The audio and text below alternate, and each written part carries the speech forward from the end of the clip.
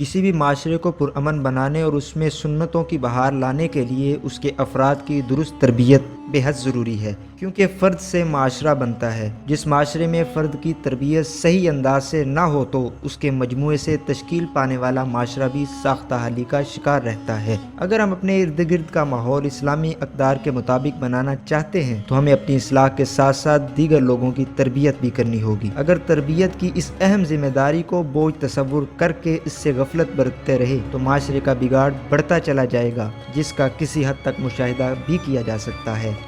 प्यारे आका सल्लल्लाहु अलैहि वसल्लम सहाबा इकराम रदियल्लाहु अन्हुम की वक्तन फ़वक्तन तरबियत फरमाते रहते थे। आप सल्लल्लाहु अलैहि वसल्लम को लोगों के मिजाज व आदात और नफ्सियात की शनाख्त में कमाल हासिल था। हर एक से उसके मर्तबे के लायक सलूक फरमाते और इस तरीके से सामने वाले की तरबियत फरमाते कि बात उसके दिल में उतर जाती। एक मरतबा सरकार मदीना सल्लल्लाहु अलैहि वसल्लम ने एक सहाबी रदियल्लाहु अन्हु के हाथ में सोने की अंगूठी देखी तो उसकी वो अंगूठी उतार कर फेंक दी और फरमाया, क्या तुम में से कोई अपने हाथ में दोज़ख का अंगार लेना चाहता है? सरकार दो आलम सल्लल्लाहु अलैहि वसल्लम की इस तरबियत का उन सहाबी रदियल्लाहु अन्हु पर ऐसा असर हुआ कि आप सल्लल्लाहु अलैहि वसल्लम के तशरीफ़ ले जाने के बाद उनसे कहा गया कि अपनी अंगूठी ले लो, इससे कोई और नफ़ा उठा लो, लेकिन उन्होंने कहा नहीं, खुदा की कसम, जिस अंगूठी को अल्लाह के रसूल सल्लल्लाहु अलैहि वसल्लम ने फेंक दिया मैं उसे कभी नहीं उठाऊंगा।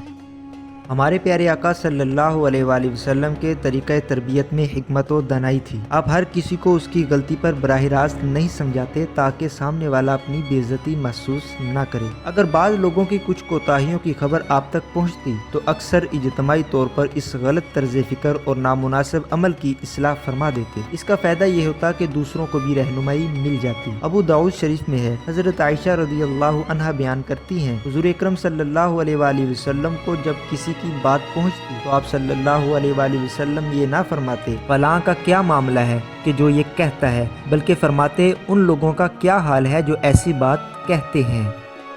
अल्लाह करीम की बारगाह में दुआ है कि अल्लाह ताला हमें रसूल अकरम सल्लल्लाहु अलैहि वसल्लम की सच्ची पैरवी का जज्बा अता फरमाए और हुज़ूर अकरम सल्लल्लाहु अलैहि वसल्लम की हर सुन्नत पर अमल करने की तौफीक अता फरमाए। आमीन। अस्सलामु अलैकुम व रहमतुल्लाहि व बरकातुहू।